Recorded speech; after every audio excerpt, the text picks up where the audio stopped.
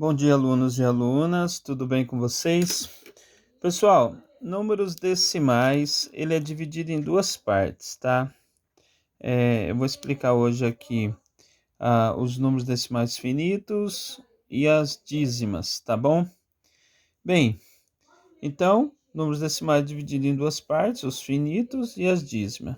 Os finitos eu consigo transformar em fração, então, portanto, é um número racional. Nós vamos ver especificamente o que é infinitos, tá? E as dízimas, elas são divididas em duas partes, a parte periódica e a parte não periódica. A parte periódica eu também consigo transformar em uma fração, que nós chamamos de fração geratriz, tá? Portanto, também é um número racional.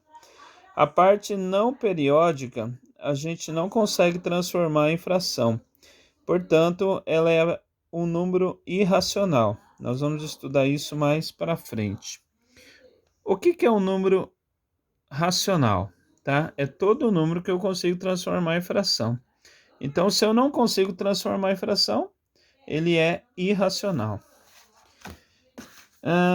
Vamos lá, voltando aqui, números decimais, número decimal finito. Exemplo, 0,25, que é errado falar 0,25, nós temos que falar 25 centésimos. Por que centésimos? Porque a gente vai olhar depois da vírgula quantas casas nós temos, tá? Tudo bem, pessoal? Se eu tiver uma casa depois da vírgula, eu chamo de décimo. Se eu tiver duas casas depois da vírgula, eu chamo centésimo. Se eu tiver três casas depois da vírgula, eu chamo milésimos.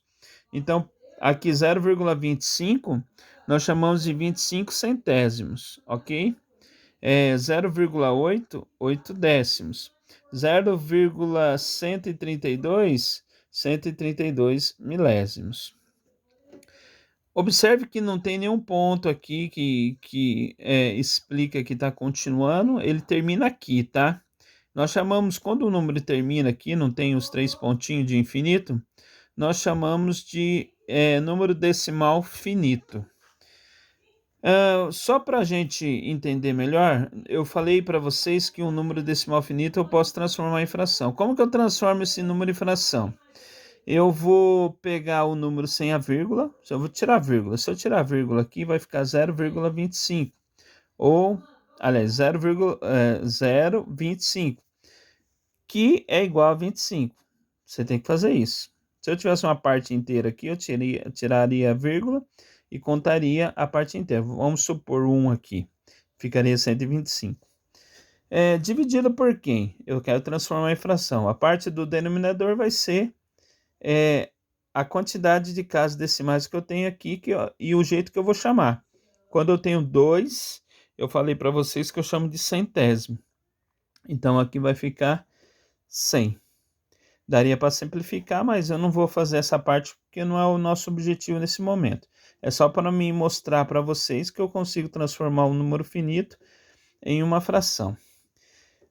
8 décimos. 8 sem a vírgula, tá? Décimos, lembra? 10. Então é assim que você transforma. 132 milésimos. 132 sobre 1000.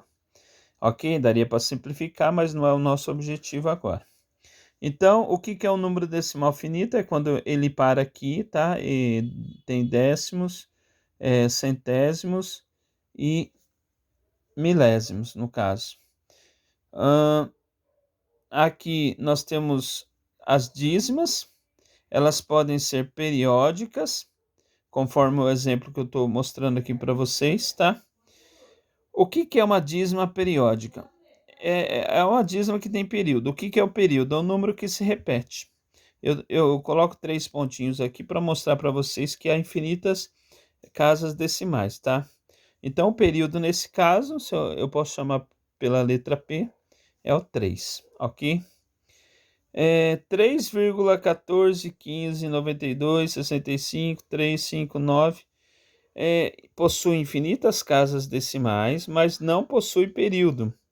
Então, ele é uma dízima, mas ela não é uma dízima periódica porque não repete os números aqui depois da vírgula. Quando for assim, eu chamo de número irracional. A dízima que tem período, eu chamo de número racional. Vou virar mais uma folha aqui, tá? Vamos voltar aqui, dízimas periódicas. As dízimas periódicas, aquela que tem período, é um número infinitas casas decimais depois da vírgula e que tem período, eu posso dividir em duas partes, as dízimas simples e a dízima composta. O que é a dízima simples? Ela possui período e ela pode ter uma parte inteira ou não. Vamos lá, exemplo. 0,8883 pontinhos.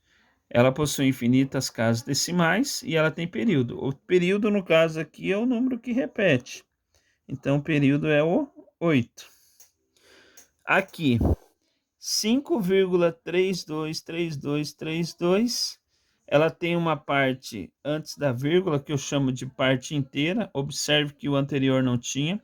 Esse tem, que é o 5, a parte não inteira é o 5.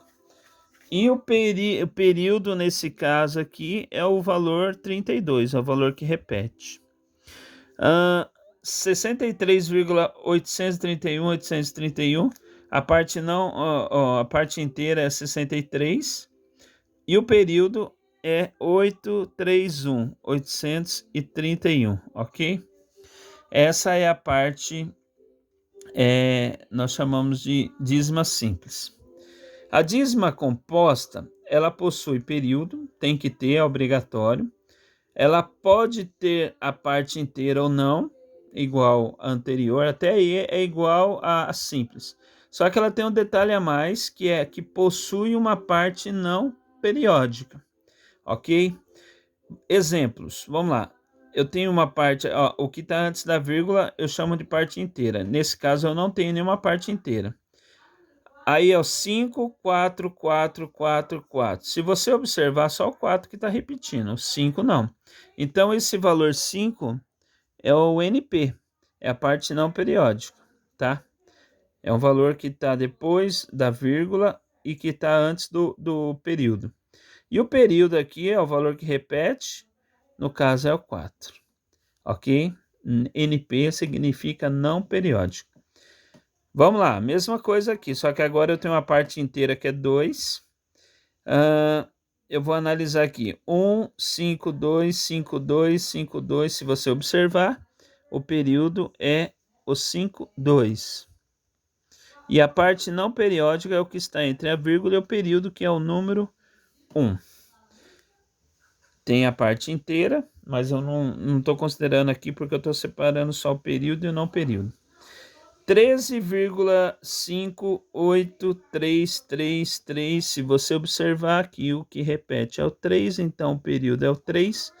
E a parte não periódica, que está entre a vírgula e o período, é o 58. Se eu quisesse destacar aqui também a parte inteira, seria o 13. Ok? Em ambos os números, eu consigo transformar em uma fração. Eu consigo transformar essas dízimas simples ou essa composta em uma fração. E essa fração nós chamamos fração geratriz, que é um número racional. Ok, pessoal? No próximo vídeo que eu vou fazer para vocês, eu vou explicar como calcular a fração geratriz de uma dízima periódica. Obrigado.